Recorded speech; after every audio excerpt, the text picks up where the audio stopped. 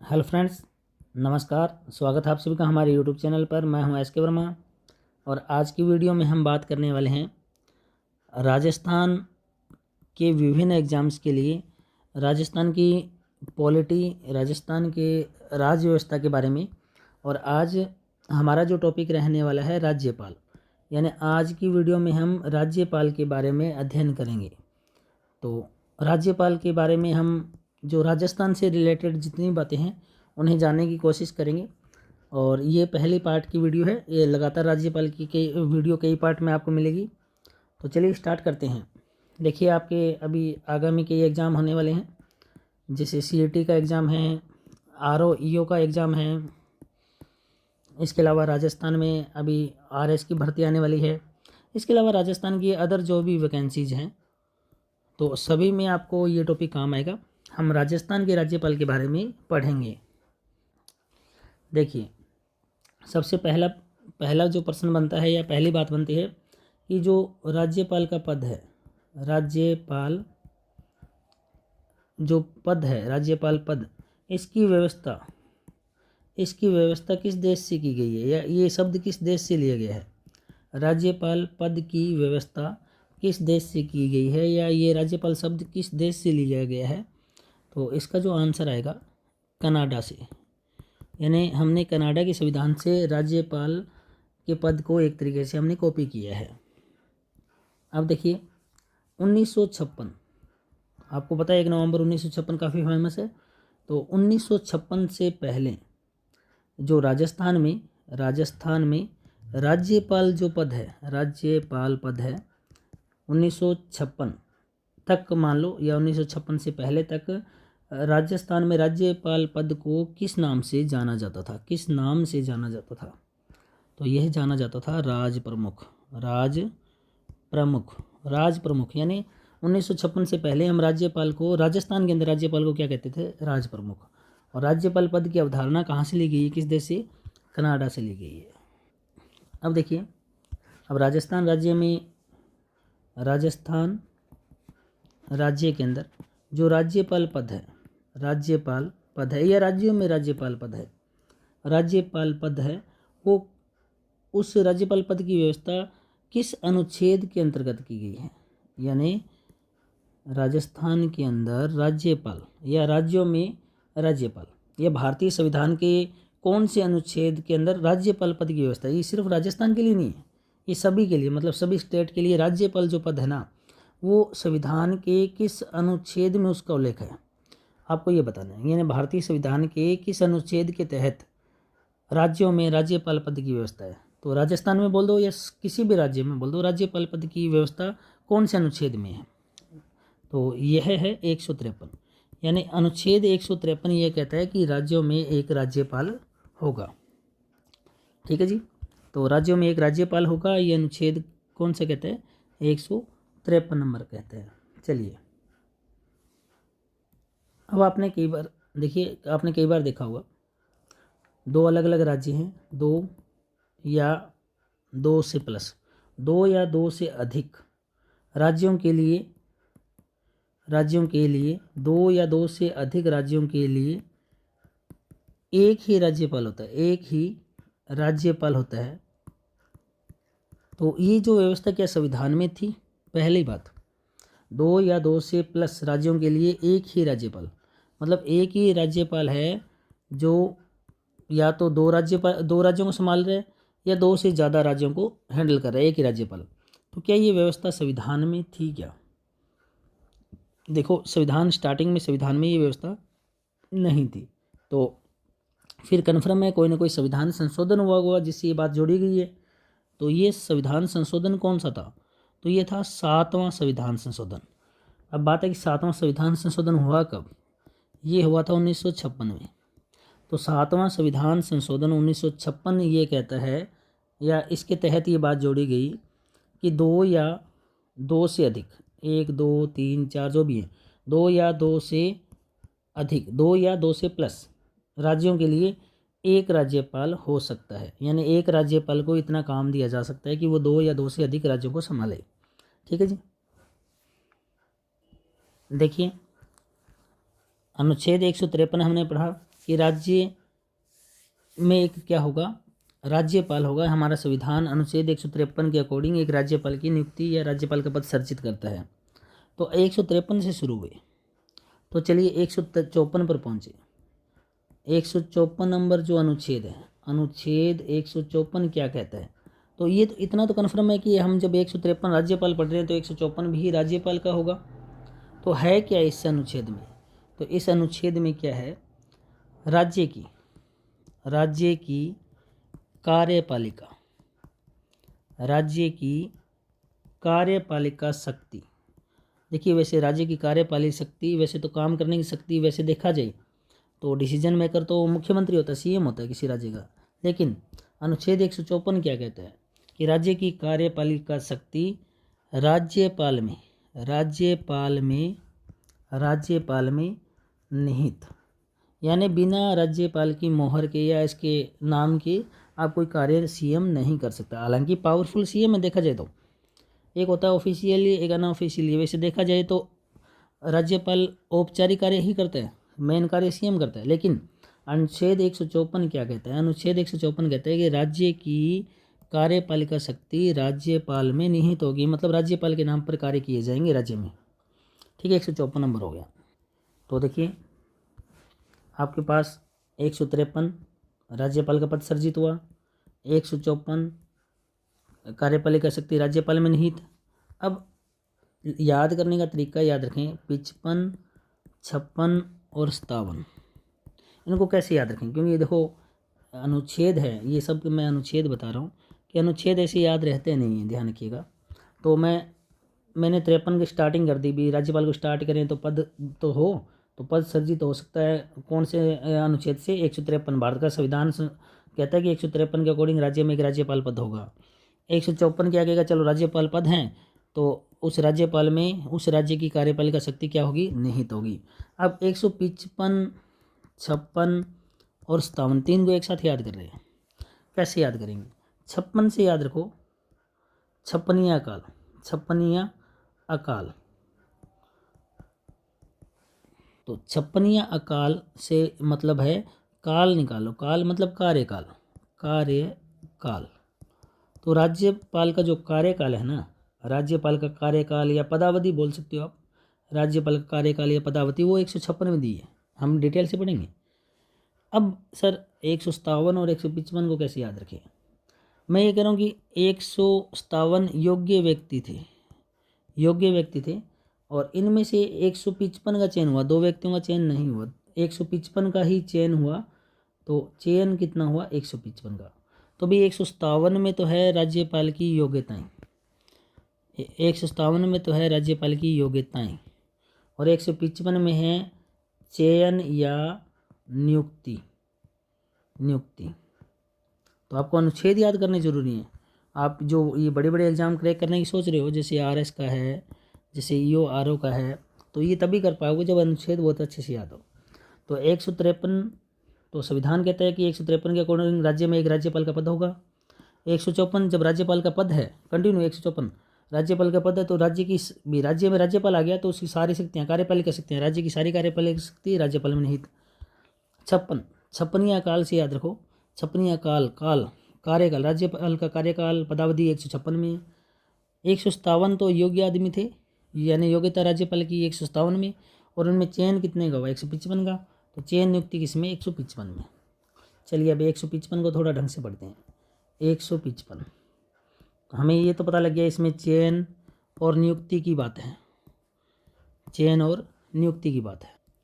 अब देखिए मान लो ये कोई व्यक्ति है, ये व्यक्ति है, इसको राज्यपाल बनाना है, तो इसका जो चयन है वो कौन करेगा? इसका चयन कौन करेगा? तो भाई ये चयन करेगा जो केंद्र में सरकार होगी, केंद्र सरकार। जैसे अभी केंद्र में सरकार मोदी सरकार है, तो मोदी सरकार चयन करेगी कि इस व्यक्ति को क्या बनाओ, इस व्यक्ति को क्या बनाओ, राज्यपाल बनाओ किसी राज्य का, जो भी फलाना राज्य। अब चलो ठीक है, चयन कर लिया, चयन के साथ एक शब्द और आया, नियुक्ति कौन करेगा? तो नियुक्ति का जो पावर है, नियुक्ति का पावर जो मिली हुई है वह मिली हुई है राष्ट्रपति को, राष्ट्रपति। तो राष्ट्रपति द्वारा केंद्र सरकार द्वारा निर्देशित व्यक्ति को क्या बनाया जाएगा, राज्यपाल बनाया जाएगा, फलाने जो भी स्टेट की बात हो। ठीक है भी। तो 155 क्या कहते हैं, 155 अनुच्छेद कहते हैं चयन और नियुक्ति। तो चयन कौन करेगा, केंद्र सरकार, और नियुक्ति कौन करेगा, नियुक्ति कौन करेगा, राष्ट्रपति। और किसको करेगा, जो केंद्र सरकार ने जिस व्यक्ति को निर्देशित किया है। ठीक है जी। 155 को डाउट 155 चयन हो गया। 156 कार्यकाल। देखिए 156 नंबर अनुच्छेद, 156 नंबर अनुच्छेद। तो 156 नंबर अनुच्छेद है कार्यकाल का। कार्यकाल को हम पदावधि बोल सकते हैं। कार्यकाल को कई बार ये लिखा होता है पदावधि। चलिए अब देखिए पदावधि, राज्यपाल की पदावधि कितनी है। तो अनुच्छेद 156 कहता है कि नॉर्मली 5 वर्ष के लिए कार्यकाल होगा, 5 वर्ष के लिए। लेकिन बात है कि सर 5 वर्ष फिक्स हैं, तो 5 वर्ष फिक्स नहीं है, ध्यान रखिएगा। वैसे जब तक राष्ट्रपति चाहे, राष्ट्रपति के प्रसाद पर्यंत, कई बार ऐसा होता है 5 साल कंप्लीट हो जाते हैं, जैसे इस व्यक्ति को राज्यपाल बना दिया और कार्य अच्छा कर रहे हैं, तो 5 वर्ष के बाद भी प्लस आगे के सालों के लिए चयन किया जा सकता है। तो राष्ट्रपति की इच्छा पर, और राष्ट्रपति अपनी इच्छा कैसे दिखाएगा, केंद्र सरकार की सिफारिश पर, और कई बार 5 से पहले भी हटाना पड़ सकता है। ठीक है, तो ध्यान रखिएगा। तो अब प्रश्न में कि सर हम करें क्या, ऑप्शन में आ गया कि राज्यपाल का कार्यकाल कितना है, पहली लाइन आ गई 5 वर्ष का, दूसरा आ गया राष्ट्रपति के प्रसाद पर्यंत, दोनों आ जाए तो ये सही होगा, राष्ट्रपति के प्रसाद पर्यंत ये सही होगा, ये गलत हो जाएगा। हाँ ये नहीं आया तो आप 5 वर्ष वाला कर सकते हो। ठीक है, तो मेन आंसर ये कि राष्ट्रपति की इच्छा अनुसार या राष्ट्रपति के प्रसाद पर्यंत राज्यपाल का कार्यकाल है। ठीक है भी। तो 156 भी हो गया, 55 हो गया, 56 हो गया, 57। तो योग्य व्यक्ति 157। तो 157 नंबर पर आ जाओ। 157 कहता है कि राज्यपाल की योग्यता, कौन व्यक्ति योग्य है। तो बिल्कुल 2 ही शर्तें हैं, सॉरी शर्तें नहीं, योग्य, शर्तें अलग आएगी, योग्यता की बात हो रही है। योग्यता और शर्तों में अंतर है, ध्यान रखिएगा। तो एक तो वह भारत का नागरिक हो, जिस व्यक्ति को आप राज्यपाल बनाना चाहते हो वो भारत का नागरिक हो। दूसरा, इसने 35 वर्ष की आयु पूर्ण कर ली हो, 35 वर्ष की आयु पूर्ण कर चुका हो। इस व्यक्ति की आयु कितनी हो चुकी हो, 35 वर्ष। मतलब अनुच्छेद 157 कहता है कि क्या योग्यता होनी चाहिए राज्यपाल बनाने में। तो राज्यपाल बनाने के लिए योग्यता होनी चाहिए कि व्यक्ति जो है वह भारत का नागरिक हो। नागरिक ये नहीं कि भारत में रहता हो, भारत में तो कोई बाहर से आगे 10 दिन के लिए रह सकता है। नागरिक होना जरूरी, नागरिकता, भारत की नागरिकता होनी चाहिए, भारत की नागरिकता हो और 35 वर्ष उसकी एज हो चुकी हो। ठीक है जी, 157 नंबर। अब आ जाओ, हमने जो अभी तक हमने 153 नंबर पढ़ा। संविधान कहता है कि राज्यों में एक राज्यपाल का पद होना चाहिए 153 के अनुच्छेद के अकॉर्डिंग। 154 कहता है राज्य की कार्यपालिका शक्ति राज्यपाल में निहित होगी, जब राज्यपाल है तो शक्तियाँ भी दे दी। अब 155, 56 और 57।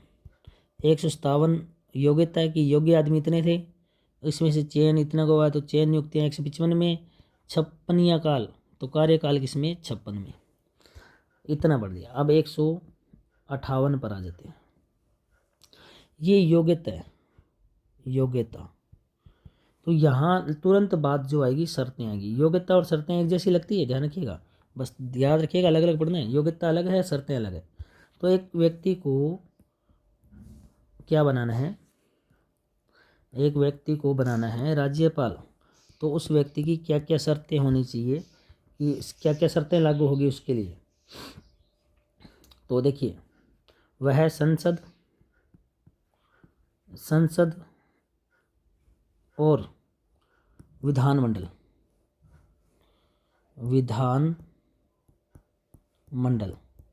सेंटर में जाओगे तो संसद है, राज्य में जाओगे तो विधानमंडल है। ये इनका सदस्य नहीं होना चाहिए, इनका सदस्य नहीं होना चाहिए। मान लो सदस्य है तो त्याग पत्र देना पड़ेगा राज्यपाल बनते।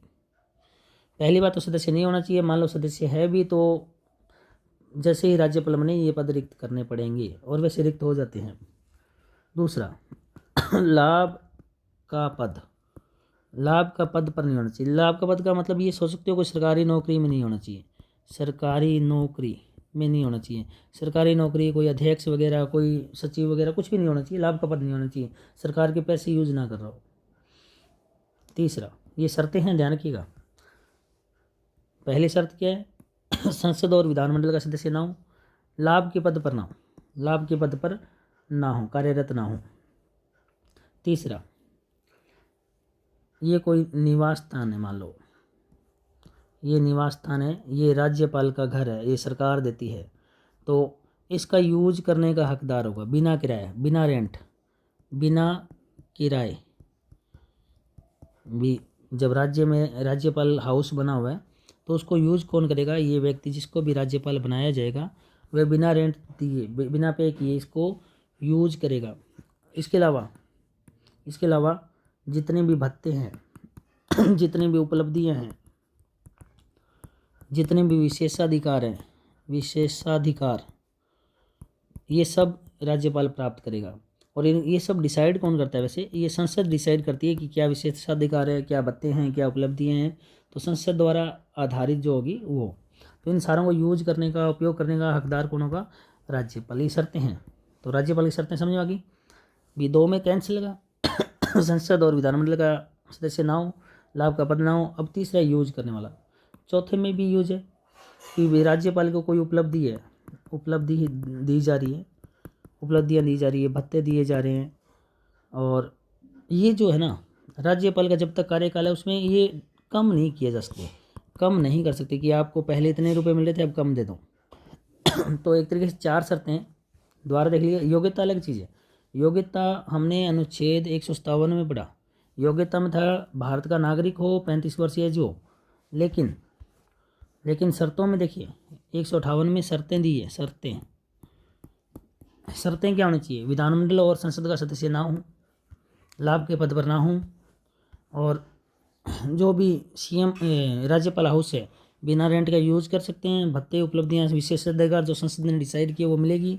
और भत्ते, उपलब्धियां कार्यकाल के दौरान कम नहीं की जा सकती। उनका मतलब जैसे 100 रुपये मिल रहे थे, ये नहीं कि 99 कर दें, कम नहीं कर सकते।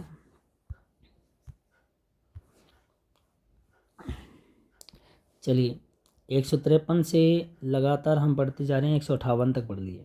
अब आगे 159 में शपथ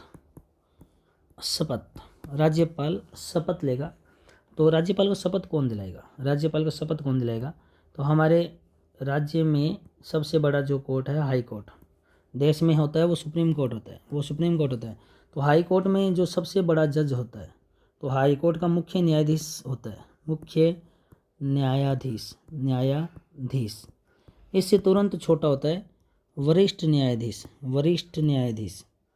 या ज्येष्ठतम न्यायाधीश, ज्येष्ठ वरिष्ठ न्यायाधीश बोल सकते हो। इसको लिख देते हैं, एक सेकंड को। ये तो मुख्य न्यायाधीश हो गया, इससे तुरंत छोटा होगा ज्येष्ठतम, इसको मैं वरिष्ठ भी बोल सकता हूँ, वरिष्ठ न्यायाधीश। और ऐसे फिर छोटे छोटे और आगे कंटिन्यू चलता रहता है, ठीक है। तो अब शपथ कौन दिलाएगा? राज्यपाल को शपथ कौन दिलाएगा? तो राज्यपाल को शपथ दिलाएगा अगर जो उस राज्य के हाई कोर्ट है, उस राज्य का उच्च न्यायालय है, उच्च न्यायालय, उच्चतम नहीं, उच्चतम तो सुप्रीम कोर्ट है, उच्च न्यायालय है, उसका मुख्य न्यायाधीश दिलाएगा। अगर मान लो किसी कारण से मुख्य न्यायाधीश नहीं है तो कौन दिलाएगा भी? तो ये ज्येष्ठ या वरिष्ठ न्यायाधीश दिलाएगा। और इसमें कई होते हैं, तो ये एक नहीं होगा तो आगे आगे कोई ना कोई तो होगा, दिलवाएगा। अब बात है कि सर शपथ में क्या शपथ लेते हैं? राज्यपाल शपथ किस चीज़ की लेते हैं? तो राज्यपाल संविधान व विधि मतलब कानून यानी राज्यपाल शपथ लेते हैं कि हम संविधान और विधि का संरक्षण करेंगे। संरक्षण के अलावा हम परिरक्षण करेंगे। परिरक्षण के अलावा हम प्रतिरक्षण करेंगे। ये तीनों चीज़ें करेंगे किसकी? संविधान और विधि की। राज्यपाल शपथ ये लेते हैं कि हम संविधान और कानून का संरक्षण करेंगे, परिरक्षण करेंगे और प्रतिरक्षण करेंगे। आपको कमेंट करके बताना है परिरक्षण, प्रतिरक्षण और संरक्षण तीनों में क्या अंतर है, इनका क्या डिफरेंस है, आपको कमेंट करके ये बताना है और कल की वीडियो में आपको बता दूंगा। तो डियर स्टूडेंट, ये थी आज की राज्यपाल की पार्ट 1 की वीडियो। नेक्स्ट पार्ट 2 जल्द लेके आएंगे। तो आप कमेंट करके ज़रूर बताइए कि आपको किस तरह की लगी ये वीडियो, आपको प्रश्न समझ में आए या नहीं आए, मैटर समझ में आया कि नहीं आया। और इनको याद कीजिएगा, आपकी जो आगामी जितनी भी वैकेंसी है राजस्थान की, चाहे सीईटी की वैकेंसी है, चाहे आरओ ईओ की वैकेंसी है, इसके अलावा आपके राजस्थान में आरएस की वैकेंसी है, या राजस्थान की कोई भी टीचर भर्ती की, जैसे अभी रीट की भी वैकेंसी है, तो इन सभी में आपकी राज्यपाल पद या राज्यपाल टॉपिक काम आने वाला है। तो आज की इस वीडियो में इतना ही। नेक्स्ट एक अन्य वीडियो में फिर मुलाकात होगी। तब तक के लिए बाय, टेक केयर।